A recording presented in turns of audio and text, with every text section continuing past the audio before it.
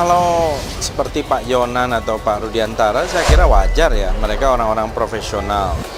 Kalau kepada saudara Ahok, ya, saya tidak ada masalah pribadi dengan dia. Tetapi kan dia orang yang bermasalah, gitu, orang yang menimbulkan kegaduhan beberapa waktu lalu, ya, masih ada PR terkait sumber waras dan lain-lain.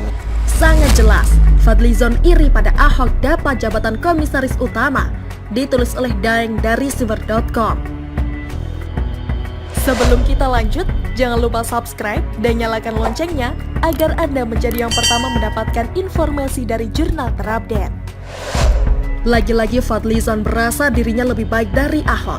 Ini disebabkan adanya penyakit dalam dirinya. Tentu beda tanggapannya kalau jabatan komisaris utama itu diberikan kepadanya atau kepada kerabatnya. Dia akan makin senang. Karena dengan jabatan itu sangat bergengsi dan bisa santai sehingga tidak perlu lagi nyinyir sana nyinyir sini. Cukup traveling dan pesta-pesta. Jika kita ingat lagu yang bunyinya begini, apa yang merasukimu? Maka tepat sekali Fadlizon mungkin kesurupan, padahal bosnya sudah diberikan jabatan yang sangat penting. Memang begitulah manusia-manusia yang sangat sulit bersyukur. Mereka akan terus mencari cara agar segala keinginannya bisa tercapai meski harus menyingkirkan orang-orang terbaik. Ketika Fadli nyinyir itu pasti ada sebabnya, apalagi sampai menyepelekan kemampuan seseorang. Fadli lupa kalau manusia itu bisa cepat belajar. Dan bukan cuma kepandaian yang dibutuhkan, tapi integritas dan atau kejujurannya dalam menjalankan tugas. Dan Ahok sudah terbukti dengan itu. Ahok bisa segera menyesuaikan dengan Pertamina. Apalagi jabatan tinggi itu adalah bukan main-main, bukan hanya sekedar ngomong seperti yang dilakukan Fadli. Ahok bukan tipe yang suka nyinyir, tapi beliau adalah orang yang konsisten mengukir prestasi.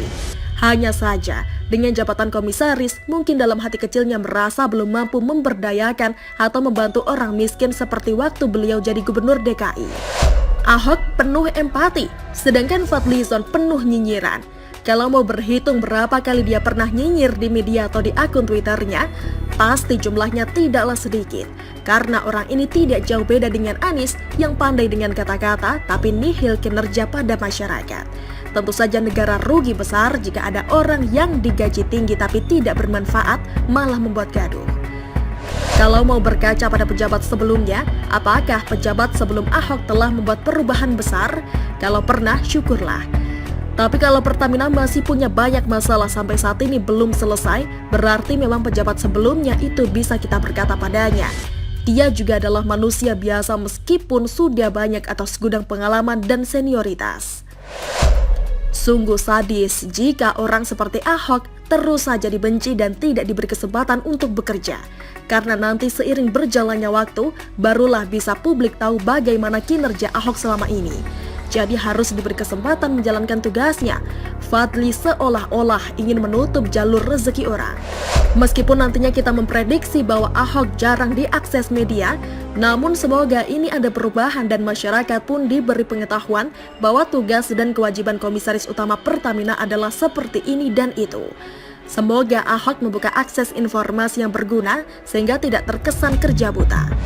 Maka dengan demikian, dari sini semuanya bisa terbuka.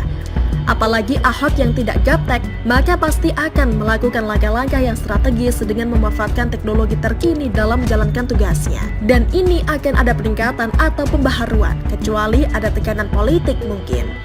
Masih ingat kan waktu beliau jadi gubernur DKI, rapat-rapat yang berlangsung ada channelnya, sehingga semua warga bisa melihatnya. Padahal kalau rapatnya tertutup, kita tidak tahu apakah di dalam rapat itu hanya kong kali kong atau hanya tiduran saja.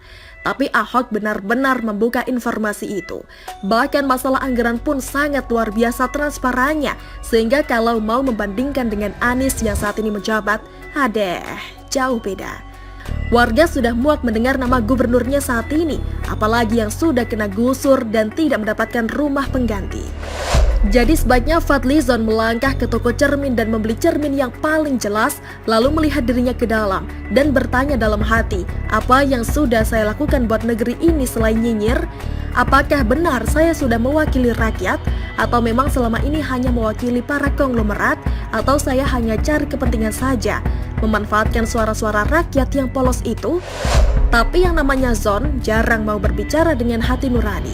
karena sikap nyinyir itu sudah menyatu dengan dirinya, sehingga ketika rakyat mendengar namanya langsung terbayang, oh, itu makhluk nyinyir di Indonesia. Paling menyebalkan tapi unik juga, buntel-buntel gitu loh, kayak pemain iklan sabun cuci. Cocok juga kalau dia jadi bintang iklan saja yang di mulutnya ada busa sabun. Maka, cuek aja apa yang dilontarkan Fadlizon. Anggaplah itu kentut yang wajib disingkirkan dan semoga Ahok terus berprestasi. Rakyat bisa menyaksikan gebrakan yang luar biasa. Dan yang paling penting adalah bermanfaat buat rakyat Indonesia. Bagaimana menurut Anda? Silahkan tulis komentar di kolom komentar. Jangan lupa untuk like, subscribe, dan share. Arkana pamit. Wassalamualaikum warahmatullahi wabarakatuh. Sampai jumpa.